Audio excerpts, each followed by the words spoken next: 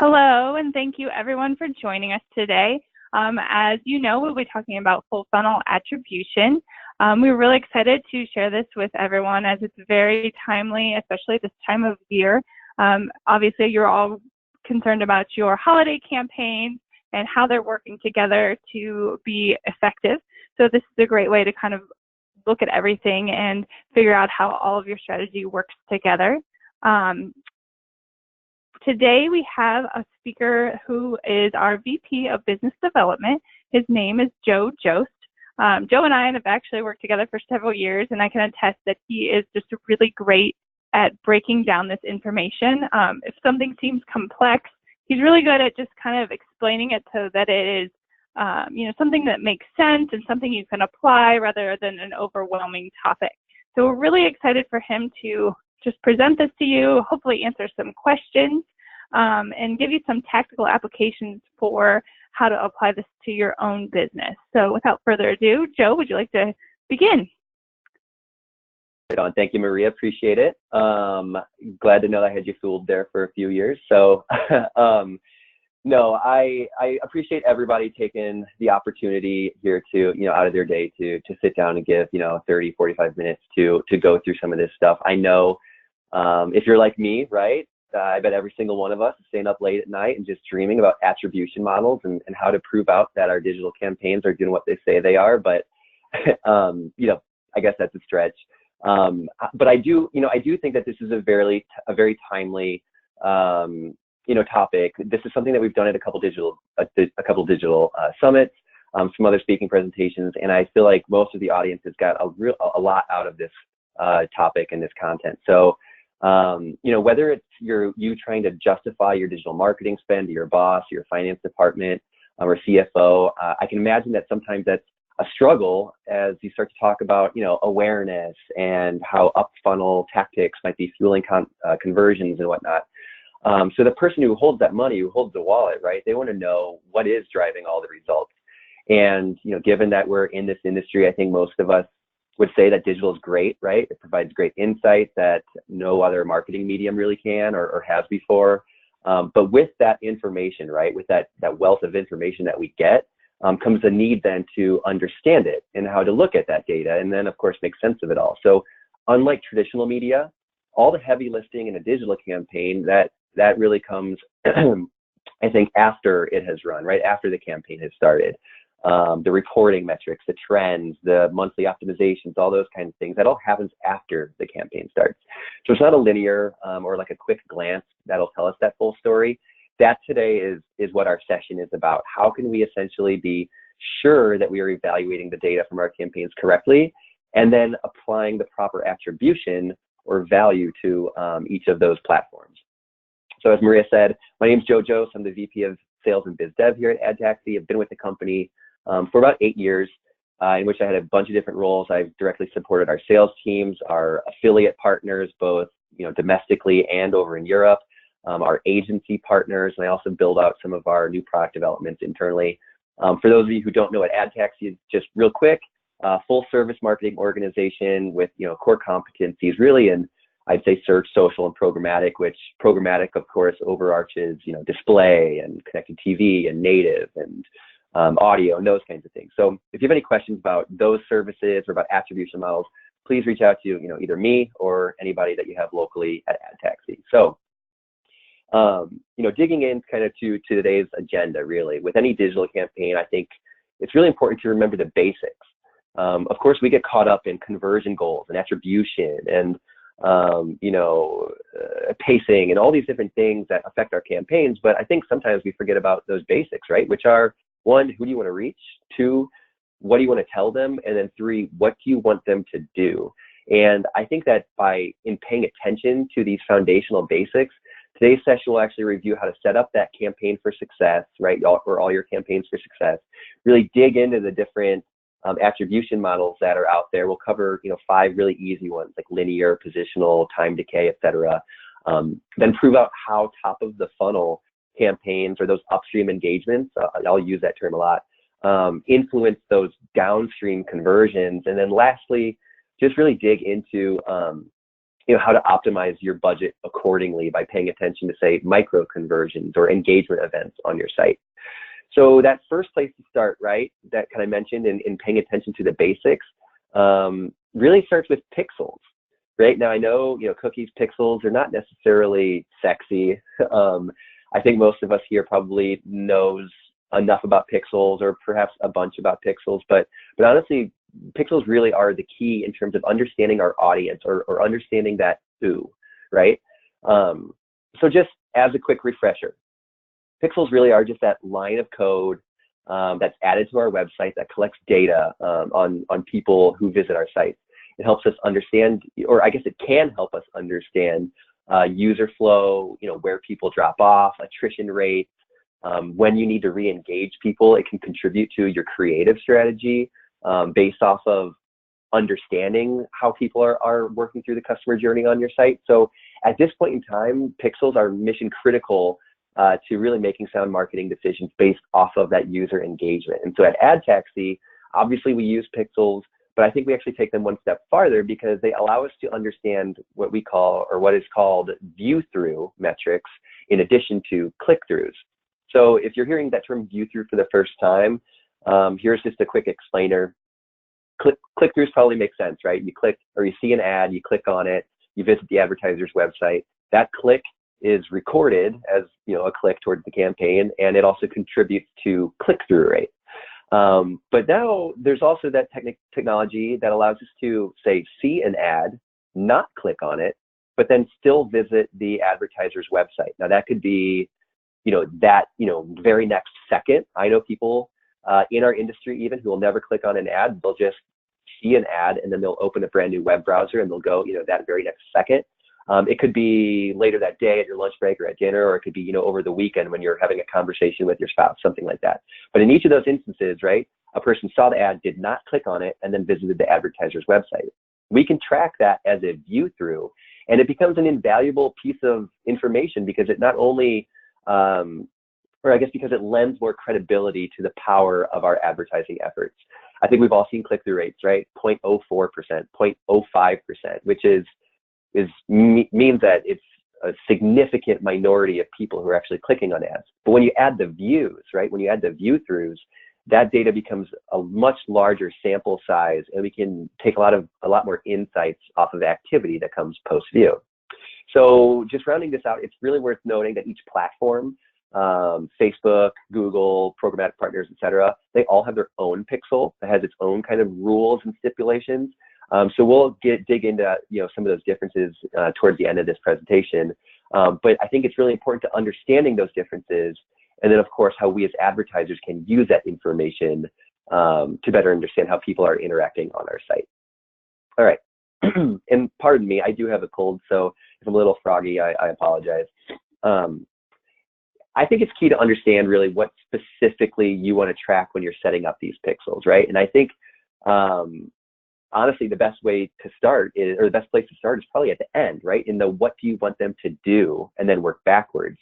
So in most cases, for those of you on the call, that last thing that you want them to do could be like a cart checkout, or a form fill, or a sign up, or a specific page view, something like that.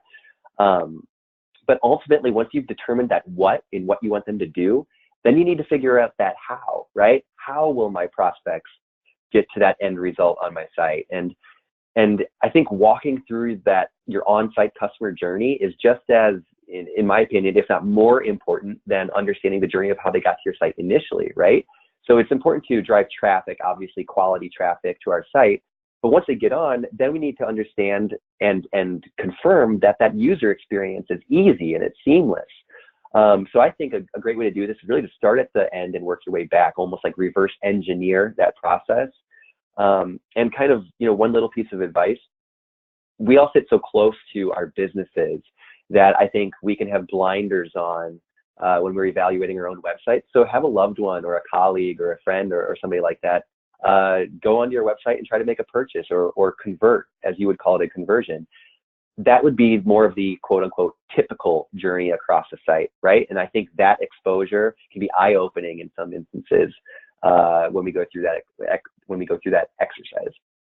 All right, so I think e-commerce is a great example. It's an easy place to start, given that there's many touch points and there's kind of a clear end goal for that actual purchase. But keep in mind, right, if you're not an e-commerce client or purchases are not your main KPI, there's all kinds of metrics you can use, right? For automotive, that could be VDP visits or e-price quotes. For education, that might be requests for more information or enrollments or sign up into your marketing nurture streams, something like that. It could be form fills, loyalty program signups, just visits to particular web pages, right? So any of these last events or conversion events can be flexible based off of your business. And whatever that KPI is, then I think you got to understand what the steps are to get there. And again, as we go through this example is an e-commerce client, and we're hoping to drive purchases. So that last point, or what we want them to do, that's going to be to complete that purchase. So before you get there, before you get to the purchase, what needs to happen? The prospect then needs to, of course, put in their payment info or their credit card information. And before that, they need to begin that checkout process. And before that, then they need to add something into their shopping cart. And of course, before that, they made that decision to even purchase something. They had to find what they wanted, right? So that could be doing a site search or going to product detail pages or something like that. And then finally, before any of that can happen, we need to drive that quality traffic to our site. And typically, we focus so much on how to get the right people to our site that we forget the rest of those important on-site steps. So walking through that, customer journey is key to make sure that the user experience is a good one, right?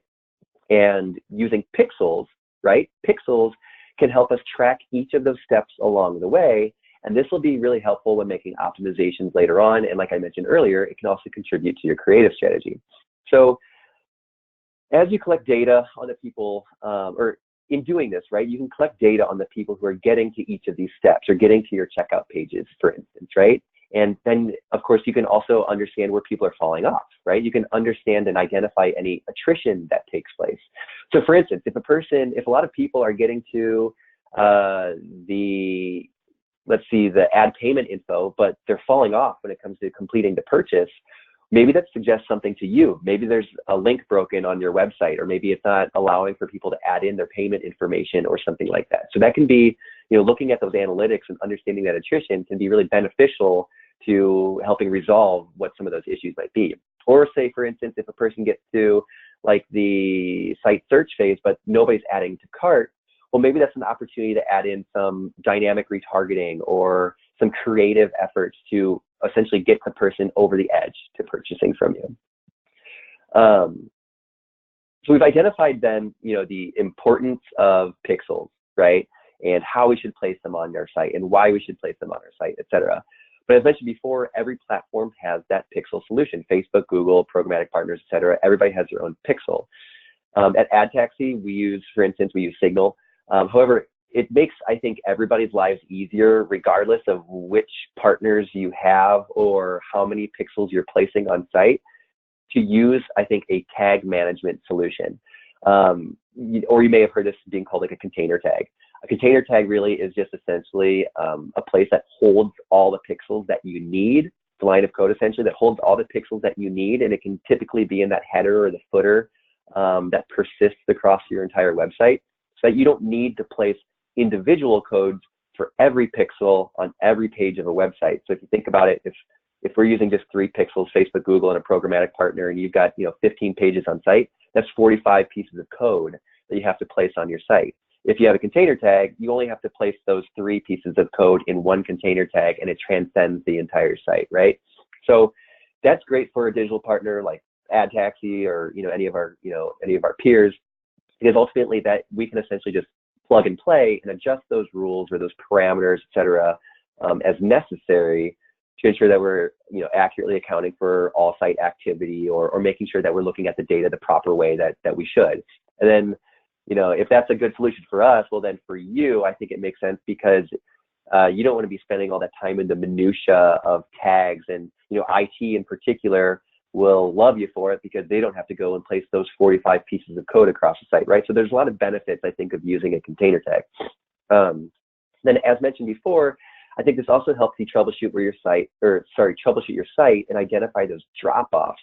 which then, of course, influence your retargeting and your creative strategies. So either way, I think tag management, just to confirm, it becomes a really efficient and versatile tool that measures, activities for you, moving forward, and helps us generate really important insights as we start to dig into some of those attribution models. So the last thing I would say, just kind of rounding this out about pixels, is really that, it's kind of a funny image here, right? But just as important as pixels can be to keeping those things organized and streamlined, also having, going the opposite route, having too many pixels and trackers and whatnot on your site can be a negative, right? So this guy right here, this guy represents all those old tags on your site, right? Imagine you had like a house party, you're back in college, you wake up and this dude is still hanging out, he's eating your food, he's watching your TV, getting grease all over the PlayStation controllers, all that kind of stuff, right? Well, you would want to probably get rid of this guy immediately, right? You'd kick him out. So old tags from old partners, they're just like this dude who overstayed his welcome.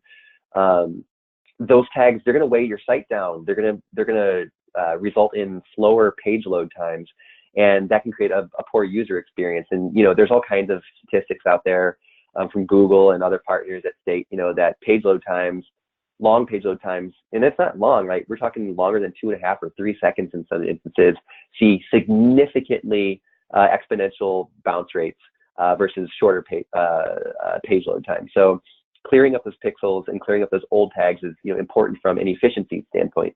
But if that's not enough to tip you over the edge, that old code, it's technically still firing all the time as well. So if you fired a partner or you change who your programmatic provider is or something like that, they're still getting all that data, and that's probably not a great idea if you're trying to keep your data yours and your first party data moving forward.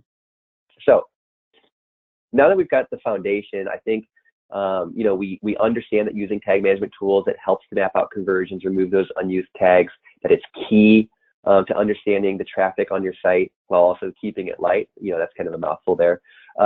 But we can now focus on providing attribution to the various platforms because of this kind of foundational knowledge that we just set up. So just so that we're all on the same page, attribution modeling is really defined as determining what touch points or what those set of actions that contributed to a conversion, and then of course how to properly assign value to those touch points. All right, so I think if we use an example of like a great night out, I think that's a really good example for attribution modeling, believe it or not. Probably something all of us can also relate to. And honestly, if your boss isn't understanding attribution or why those upper funnel activities are worth spending dollars on, well, go ahead and take them out. Go take them to the bars, have a great night out with them, and have them learn firsthand. Hopefully, this example kind of resonates here, right? So we've all had that great night planned. I think we're getting together with friends we haven't seen for a while, and maybe college friends that are getting back together for the first time in years or something like that. And I think that first stop, right? That first stop that you get to, it's gonna be a great bar. It's got great drink specials, and you're gonna kick the night off with some kind of swanky mojito or something like that. And then after that, you move to the next bar, and you start to have a shot or two, right? And sure, it's early in the night, but of course, you're with friends you haven't seen in a long time, so you're ready to kind of sow your oats a little bit. After that, you go to dinner, you have a good bottle of wine, a nice cab or something like that. And then the next bar you end up going to, you're kind of cooling it off a little bit. You have a couple hoppy IPAs. And then, of course, after that, then you decide to go back to your hotel or go back to, a bar right before you turn in for the evening, have a nightcap with a glass of scotch or something like that. And then just to make sure that you're feeling as best you can the next morning, you really round it out with a Philly cheesesteak. Or in Minneapolis where I live, that could be like a Juicy Lucy or, that tried and true like pizza. Either way, good night out, right? But bad morning. So I think when we start to think about it, right, it's which one of these decisions, right, was it the mojito or the nightcap or the cheesesteak or whatever, which one of these decisions gave you that hangover that you're nursing the next morning, right? I would assume that it's the sum of all of them, or at least all of them had some kind of hand in it. But just like your digital marketing campaigns, right, I swear there's a connection, just like your digital marketing campaigns, all platforms are contributing to that end result. Now, we don't always position our digital marketing attribution that way, however, right? I think, and let's start kind of digging into that. So there's really 5 basic attribution models out there that I think are likely a great catch-all for probably most of us on today's call. I think they are, of course, of course, custom attribution models, right? You can put in the time and the money and the effort to build that out, but keep in mind, I think that, and this comes from a world of experience, that unless you're spending thousands of dollars per day on multiple platforms like Facebook, Google, or programmatic partners, I don't think the time or the effort is worth creating a custom model. I think one of these 5 should be good enough to satisfy most of us who are not spending thousands per day across multiple platforms. So each of these attribution models, they're going to be last interaction, first interaction, linear, position-based, and time decay. And I want to kind of dig into each of these using that experience of that great night out.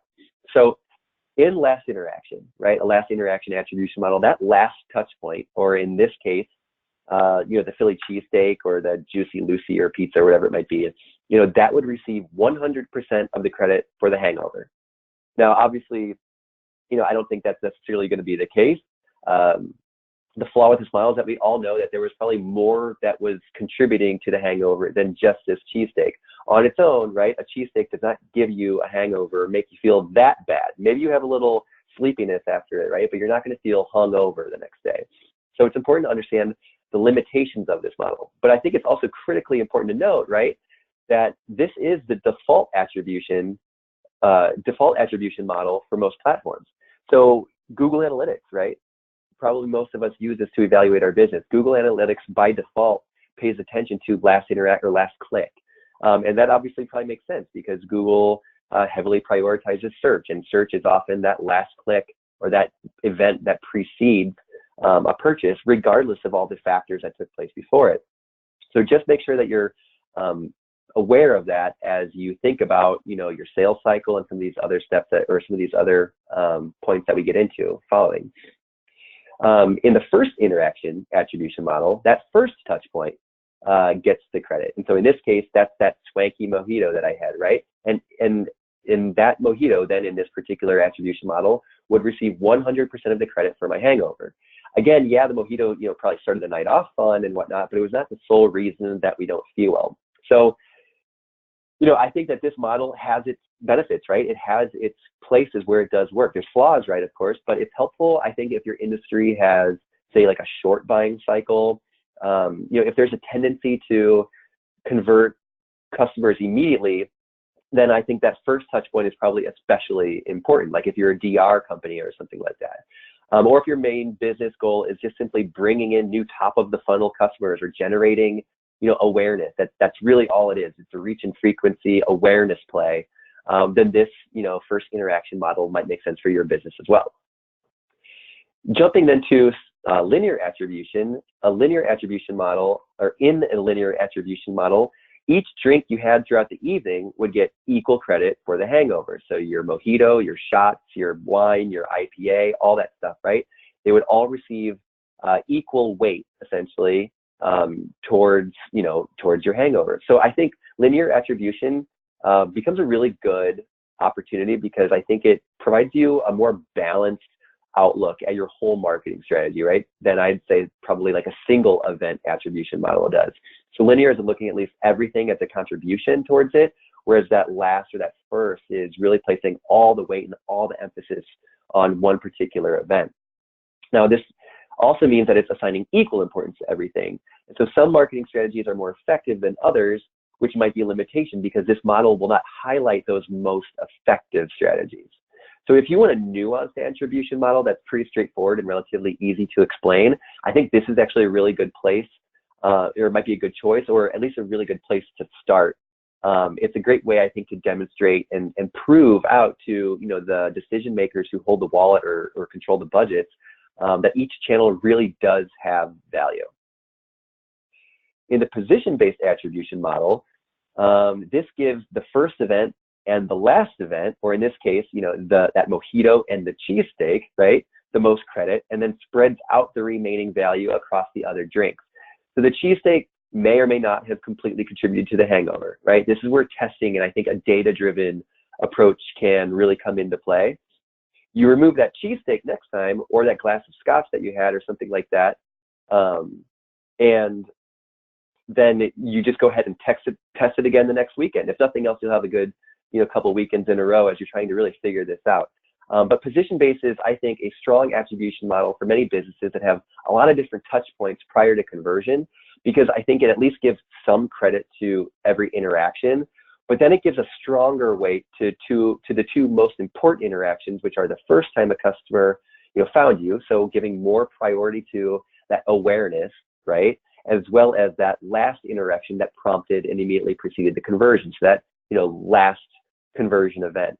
It's still understanding that all the things in the middle had a hand and they were sort of that assembly line towards making the ultimate conversion. But again, just providing a little bit more emphasis in the two most important conversion points, or two most important points.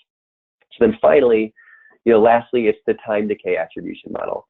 The drinks in this particular instance closest to the end of the night would get the most of the credit, and the further the drink away was from the last, then the less credit it receives.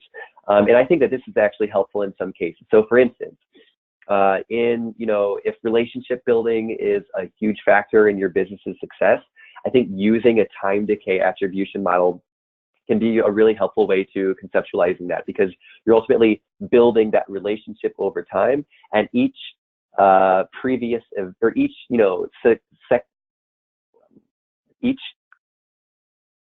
what am I trying to say here? Each event that follows kind of stacks on the one before it, right? So keep in mind, I think that this model minimizes those top of funnel marketing techniques. So you may want to use a time decay attribution model if you're dealing with like a particularly long sales cycle, such as for like expensive purchases, could be auto, could be a home, something like that, education, or perhaps like B2B. Again, which is all about kind of building relationships and has a longer sales cycle. So ultimately, I think it's that customer journey really, which should ultimately define the attribution models that we choose to run with. I don't think any business or every business is going to have that same journey or flow or number of touch points or anything like that. So looking at all the factors, kind of juggling them all in the air and determining which ones are most important to you should help you choose the correct model. So just, some things to consider. They're listed out here a little bit, but, how do people transact with you, right? What is that time lag or the length of the journey? Do you have a DR-based business, so where it's, close to instantaneous, or do you have a relationship building, business that requires, building that relationship over the course of days, weeks, months, etc.? How many touch points are there, on your site to arrive at, say, a conversion? How do you look at and how do you evaluate lifetime value? I think we don't talk probably about lifetime value enough in our industry. I think understanding that loyalty, upsell, and cross-sell should all be important factors when analyzing, our businesses and the long-term marketing efforts of our business as well. And then, of course, how competitive is our industry, and taking a step farther, how unique is your value prop against that competition, right? So understanding, I think, the answers to each of these is really key to setting yourself up for success, and of course, also arriving at your creative strategy in particular. So it's entirely possible, right? I just laid all these out there and kind of spoke briefly about each one, but it's still entirely possible that you don't have all the answers, right? You don't know the answers to all those questions to help you choose that attribution model. So here's a few different ways to look at it, right? Maybe your business is lower cost. Maybe something more along the lines of like an impulse buy. It could be like, retail or, shoes in particular, or something like that, right? It's easy to return. It's low risk. It has potentially high reward without too many, opportunities for buyer's remorse. And there's also probably not too many touch points along the way, right? Those interactions. In that instance, right, if this is describing your business, a first touch model might make the most sense, right? It's all about driving awareness and filling the top of the funnel. Maybe in this instance, a time decay or a position-based model could also work here, is that would perhaps help us understand and determine what influenced a person to buy over that short period of time. But ultimately, I think if you can kind of frame your business as being that shorter sales cycle, lower cost, fewer touch points, etc., maybe any of these three would be a good starting place for you. If it's a longer buying cycle, right, with a higher price point, more touch points, maybe something more along the lines of like buying furniture. Then users who are likely researching for a while, right? They're comparing costs, they're comparing retailers, they're looking at different options and styles and price points and all those things. In that particular situation, right, thinking about the buyer journey, comfort here for that piece of furniture, it's probably unknown, right? Maybe they get to a brick and mortar location, can sit in it, or perhaps you're buying online, but oftentimes, they're not going to really be able to compare too well. It has probably a higher potential for that buyer's remorse. It's probably not as easy to send back like a fully assembled couch. That's actually me right now. I just bought a new house, preparing for more kids, and now we're trying to furnish it, and lots of things are coming in, and we're trying to now send them back, and it presents a lot of headaches. But in either scenario, right, this particular example, right, a linear attribution might be a great place to start. Linear, being kind of that equal weighted attribution model. It might make the most sense because it really recognizes all those different factors that influence the purchase over that customer journey, right? Over those 30, 45 days, 60 days, whatever it might be. Or perhaps, a position-based model where the first and those last touches are receiving more credit. Say, for instance, they receive like 30% each. First touch gets 30, last touch gets 30. And then all those touch points in the middle could be, 2, 3, 4, 5, 6, whatever it might be. They're receiving an even distribution of the remaining 40%, right? So I think that at least accounts for understanding that the first awareness driver and that last click driver or that last event driver to get a person to convert are being the most important, but those other steps in the middle obviously held weight.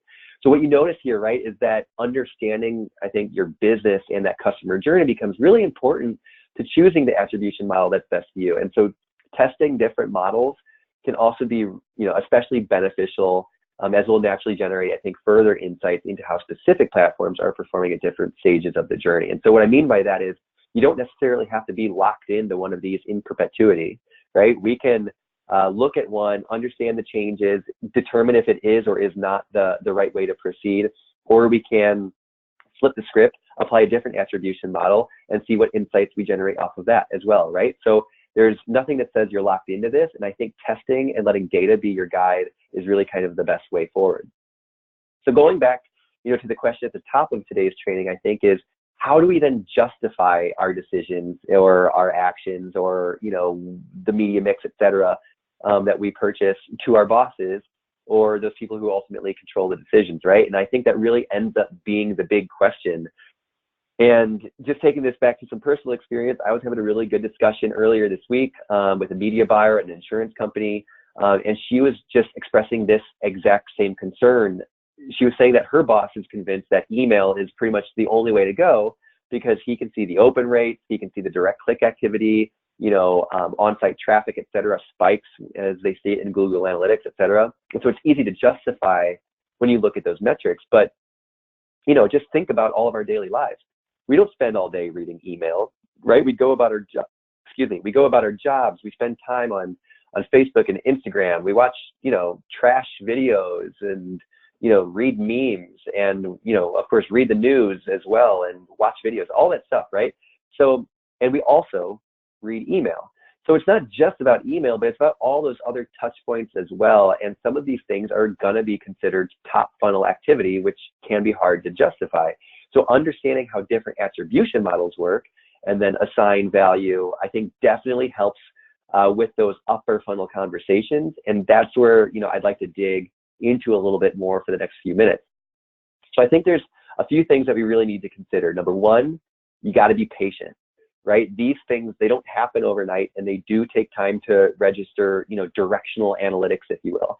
Facebook and Google, their own internal optimization tools, they don't even touch any changes inside the first 14 days of the campaign because everything is really still in that, learning mode.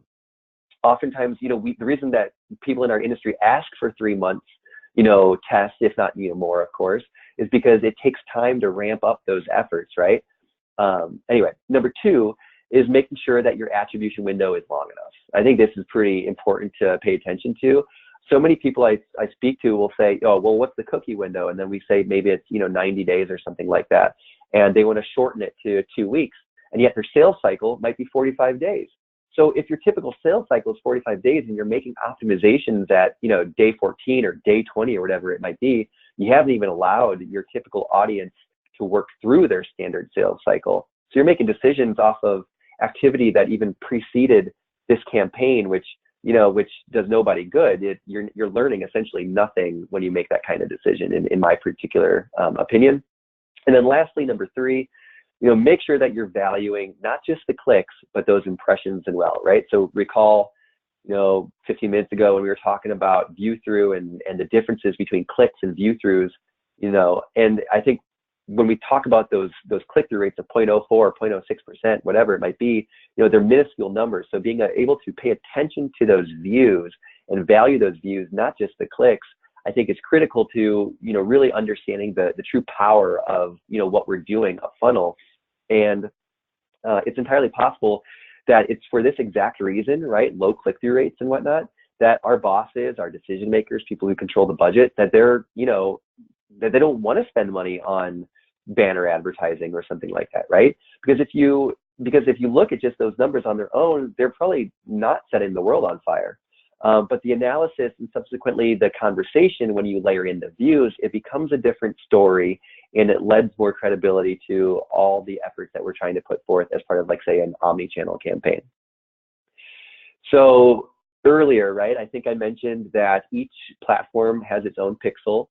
And just to double down on the complexity of everything that we've talked about with attribution models and all that, I think it's also worth noting that each platform views attribution differently. So just laying out kind of the big 3, right? Facebook, their pixel will go to a max of 28 days, right? It'll look back 28 days. And excuse me. And Facebook lets last touch get the credit, whether that's a click or impression. So last touch can be a view of an ad, it can be a like, comment, share, or it can be a click, whatever it might be. But ultimately, that touch point is what it is determining as being attribution. Google is different, right? Google has a longer look back window, so they have 90 days, a 90-day window, and only that last click will get credit. So if there was a view, it doesn't matter. Google will not care. They only look at the click that immediately preceded it. And then lastly, RTB, or programmatic partners, real-time bidding, programmatic, typically has a 90-day window, but it usually, for instance, I'm coming from our partner, right, which is Signal. It will typically attribute credit similarly to Facebook, whether it be, that impression or that click, basically being that quote-unquote last touch scenario. So I just mentioned, right, how Google by default, it only tracks those last clicks, which again, I'll reiterate, it makes sense, given that Google prioritizes, search. But of course, I think we all got to understand that other touch points and factors upstream likely influenced that search, or likely influenced that click within a search term, right? So if you want to look up funnel, you have to actually look at a different kind of metric within GA or Google Analytics called assisted conversions. And again, if you need any help or want any help to kind of dig into your GA with any of us, please reach out to me or a local rep. We're happy to help you. But ultimately, but these assisted conversions will essentially allow you to they won't let you, bucket, view through properly, like how I explained it, but you can track, say, clicks from other sources that precede that actual conversion. So if you go into your sources and you see, Facebook, organic, paid search, other external factors, etc., those can, or email, for instance, those can, you can add a metric called assisted conversions, which will show you that they had a hand in leading up to that ultimate last click. So looking at it a different way, right, this is another way to look at your data, breaking everything down by platform. And you can see that GA is giving credit to both the last click, which is over here on the right-hand side, and those assisted conversions, which are more on the left-hand side. And of course, obviously every business is different, but you may notice right here, in your GA, or whether it be in this example that I'm showing you right now, that some platforms show a significant gap between those assisted conversions and those last click conversions. So for example, if you look at this social line here, right, you might notice that it generated about, just under $25,000 via last click conversion values. So what you see right here on the right. However, it also assisted, right, nearly $34,000 in additional revenue. So if we were to discount these efforts, right, if we were to discount the efforts or not even look at assisted conversions, then we might not even recognize that social contributed to nearly an additional $34,000 towards this campaign. And so furthermore, since we know, right, that Facebook and Google measure attribution differently, post-click and post-view for Facebook, like I was just saying, and just post-click for Google, another good exercise can be to, dig into the different attribution or analytics platforms for both. If there's a significant gap between the two, right? So if Facebook is showing, that it contributed to X number of conversions because, again, it does post-click and post-view, whereas Google Analytics is showing a significant, reduction of that number, well, you can assume that there's an even more importance to those views and those insisted conversions than meets the eye, in the initial GA report. So don't get me wrong, I get that it's a little bit muddy, but these are definitely some of the things that can help us to, really identify some of this gray area as we try to better understand our business. I think honestly that the easiest way to tell which channel has a higher impact on upper funnel activity within Google Analytics or GA is to really look at a metric called, and it's kind of a mouthful, but assisted conversion divided by, last click or direct conversion. So assisted divided by direct, basically. And ultimately this ratio, it'll provide direction on how those assisted conversions are influencing that transaction. So the higher the number of that ratio, the greater the percentage of that channel's activity that comes from assisted conversions rather than last click, suggesting that it's perhaps more upper funnel, despite the fact that it's still driving down funnel conversions. And if you optimize away from those channels because you're optimizing to, say, last click, just because that's the default analytics metric within GA, well, then you really run the risk of losing a bunch of revenue because you're ignoring those upper funnel drivers that still contributed to that down funnel activity. Excuse me. Okay, so getting close to the end here. So just, here's a few examples that really showcase this value for you. I think as marketers, right, we all know probably in our heart of hearts that an omni-channel campaign with good exposure into Facebook or social and search and email and programmatic and all those different channels really is the way to go. But it's always nice to have the numbers, put the numbers through the test and really dig into the, make sure that the devil's in the details, right? So we partnered with Google just to evaluate all of our campaigns with ad taxi over the course of, I think it was like a year or something like that. So basically thousands of campaigns to really see how all of this logic shakes out. And here's what we found. So keep in mind, we're looking at cost per action here, not cost per click or anything like that. So these are actual conversions. And here's what we noticed, that if you look at search only, right, search on its own, it delivered a $20 cost or, ballpark $20 cost per action. When we looked at social only, it was a little bit better, but it had about an $18 cost per action. But when you combine the two, right, so search, which is kind of traditionally viewed as being that last click, low funnel activity, and social, which is a good driver of engagement, when you look at the two of them together, that cost per action dropped to, just over $10. And that, is an improvement of nearly, $10, which is basically about a 46% improvement versus those platforms standing on their own, which is crazy. So again, this lends credibility to, upper and mid funnel working with low funnel to drive that activity.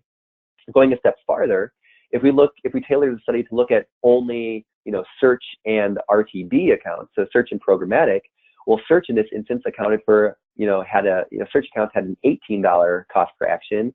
And when you married the two together, search plus programmatic had a combined $9 cost per acquisition. So nearly a 50% reduction in that cost per action. So obviously, I think that you can, like, the numbers, they speak for themselves. And, really to just round this out at this point, we're coming up on the closing couple slides here. Really to round this out, I'd like to close with some final thoughts on, optimization and really the best way to use our budgets. So ultimately, of course, we want to see that healthy funnel, right, across the board, where each platform is, assisting other platforms and kind of generating that assembly line, right? If we're being real, though, I mean, it's unlikely that we're going to hit a home run every single time, right? You're not going to convert every single person that comes to your website. So I think also, just be mindful that these decisions, they're not really linear or instantaneous, right? So you can't just have a person come on, work through, the customer journey and then make a purchase. You might come to your site, evaluate a few competitors, come back to your site just to get more familiar with it, and then go look at, price shop it against what else they see in market, et cetera, and then come back to your site. And then they might become aware of another peer or competitor in market, so they start the process over with that peer, and then sure enough, down the road, days later or weeks later, they come back to you and ultimately purchase. It's not linear or instantaneous. So while you might not see that main conversion right away, it's really still important to see some sort of value along the way. So by setting these micro conversions, right, basically just, engagement metrics that you can measure on your site. So it could be like people watching a video on your site or signing up for a rewards program, or maybe more engagement metrics, kind of like 3+ page views or spending 2 or more minutes on your website, something like that. You're aggregating data that will allow you to make measured and informed decisions for your business. And even though they're micro conversions, they kind of move you down the path to generating further insights about that final conversion, that big conversion, right? That home run that you're ultimately looking for. So just want to leave you with a few final things, right? Value that assist, right? Especially in Google Analytics, where it defaults to last click activity. Those upstream engagements, those micro conversions, they really feed the downstream conversions. For instance, with our auto dealers, we recognize that obviously the goal is to sell cars, and a good indicator of selling cars, in some instances, is people filling out price quotes. But what we noticed is that if we focus on filling on online price quotes, we're kind of focusing more on the end rather than the means.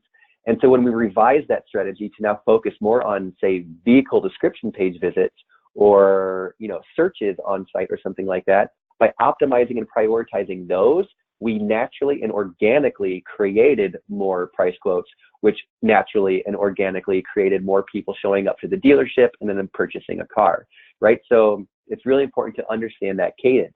And failure to assign, credit to those assisted conversions will really result in, I think, suboptimal performance when looking at that main conversion or transaction. At the risk of, being too nerdy here, I felt it was pretty appropriate since, we are at the 50-year anniversary of the moon landing, and I'm just am a nerd. But basically, while we take it for granted, landing on the moon, it really is a remarkable achievement.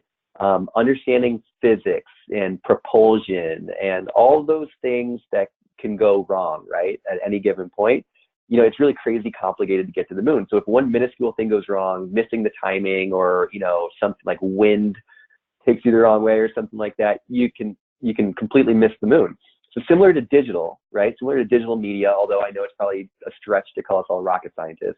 But if we make too many changes too often, even if they're tiny, it can have big ramifications down the road. So make sure you know your typical customer journey, and then be patient when you're making your changes. So wrapping up, biggest takeaways from today, that TLDR, right? Be sure you set yourself up for success. Are you using pixels? Are they embedded on the site in such a way that you can track all relevant engagements and micro conversions? Are you using, all the pixels, Facebook and Google and a programmatic partner? Are you using a container tag and cleaning up your site to make sure that it's performing optimally and efficiently as possible? To understand the influence, right, and how upper funnel engagement can fuel that down funnel conversion. So different attribution models, like we discussed, are designed to show you different things. So be sure to understand if you have a long or a short sales cycle, and then of course which attribution model best lines up to it. Also understand, are there multiple touch points? And if so, how should we assign a value to those? That answer will also help you determine which attribution model you should be looking into. Number 3, look for those assists, right? I just talked about valuing the assists, but assisted conversions are just as, and sometimes more important than last click conversions. I think failure, like I just mentioned a second ago, failure to measure those assists may result in fewer conversions and revenue. And then lastly, be patient, make small budget moves, don't overshoot the moon, essentially by trying to do too much too early. So with that, I just want to say a quick thank you to all of you for attending today's training. As I mentioned, attribution really isn't necessarily the sexiest thing, but that nerd in me, it does say that it is some of the most critical information to making informed decisions in, as a modern day marketer.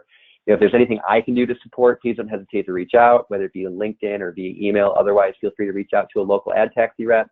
And I know we were going to try to see if we could pause for a little bit of Q&A. I'm going to open the line back up to Maria, who helped me at the top of the call, to see if there's any questions here that we can dig into. If I don't have the answer to you, we can, of course, follow up. But just wanted to open the lines now to Maria. Anything come in? Yes, and first of all, thank you, Joe. I think that helps everyone kind of as they gear up for the holidays. We all want to make sure everything's working correctly. So let's see, we do have one question. It looks like, how do you integrate offline media such as radio into the mix? The radio drives all kinds of web traffic, but does not get credit usually. I mean, yeah, that is tough, right? I mean, being able to add in radio or say, traditional linear TV, I think that is obviously more difficult. It's something that can't necessarily be measured via typical Google Analytics. So unfortunately, I don't have a great way of, layering that in to be measurable necessarily and feed, the rest of the attribution model as if it were, say, all digital products. Now, of course, there are digital alternatives to some of these, right? There's connected TV and there's programmatic audio. And in each of those instances, they absolutely can be attributed and weighed into an attribution model. In my world, I think that makes a lot of sense to, in some efforts, either supplement, if not, take over a lot of those traditional budgets. Now, of course, there are sticking points, right, depending on your business and all that. So I'm not going to say that there's a silver bullet there. But, that is really the difficult thing to take offline media and apply attribution to, basically what is essentially online analytics. And so for that, I don't have a great response. I can go ahead and reach out to a couple other people and follow up if there are more specifics there. I will say we can do some offline events, but it still ties back to digital products. And what I mean by that is you can use digital products to understand that a person has seen our advertisements or our ads and subsequently gone to a brick and mortar location, and we can tie that conversion goal of an in-store, or a brick and mortar visit, physical visit by a person. We can tie that back to digital ads, but reciprocally, I don't have a way that I am aware of measuring offline traditional media into an online attribution model. So apologize for the long-winded non-answer there, but hopefully that it provides at least some direction for some of the other things that are kind of cursory related to that. We have one more, and I know we're getting late in the hour, Joe, so looks like with GDPR on the horizon, how does that affect these attribution models or a business's ability to track information? We know that's all coming 2020. Can you talk about that a little bit? Yeah, that's a great question. I think at this point in time, what's interesting is, I mentioned at the top of the call, I worked on, some of our affiliate partners, some of those being over in Europe. And so GDPR was very much a reality. And it definitely, it changes some of the things, right? So whether it be GDPR, the California Privacy, Act, both of those kind of looming, the fact is that it's not here yet, right? And so until that comes, and until we understand how it's going to affect our businesses, because in some instances, it won't affect business, right? So looking at the California Privacy Act, it's only businesses that make half of their revenue, as it currently stands, businesses that make half of their revenue by selling data, or they collect data on more than 50,000 people and then resell it, or that they have, I don't know, it's like certain revenue stipulations, like maybe it's like $7.5 billion, I don't remember. So until we understand how that's going to affect our business, we don't really have a great way of getting in front of it. Now, that being said, some of the major partners are acknowledging that this is going to change, right? So Google, Facebook, they recognize, and even Apple, despite it not being necessarily an advertiser, they are kind of making certain changes. Google has talked about removing the cookie and what that could look like. The fact is, right, that these players, these Facebooks and Googles and whatnot, they are not only some of the most technical, drivers of our industry in terms of how we aggregate and use data, but they're also making the most revenue off of it. So any change that comes from those partners, who most of us in strategic agencies and whatnot are partnered with in some capacity, they're going to essentially navigate those channels, and we'll be able to follow suit by, essentially adjusting and making sure that whatever changes come through the pipeline, we're applying to our business. So I definitely think that GDPR, and the California Privacy Act will change things. I just think that we don't know yet how it's going to look. And if it does change things, drastically or even minusculely, everybody in the industry is affected. And so we'll all kind of be working towards a common goal, which is essentially making use of what we do have available at that time. Any others, Maria? Yeah, thank you, Joe. I know we're closing out on the hour, so if we didn't get to your question, we will definitely follow up with an email. I see a lot of people are hopping off, so we want to make sure that we are respectful of your time. Just a few things. Again, we will follow up with any questions that we receive. If you would like to listen to this again or share, or there's some information you maybe would like to hear again, we will be following up with an email that includes the recording, so you can expect that to come out tomorrow. Otherwise, we want to thank you all for your time. It's been a great call, Joe. Thank you for the information, and we will be in touch soon. Thank you so much. Have a great week.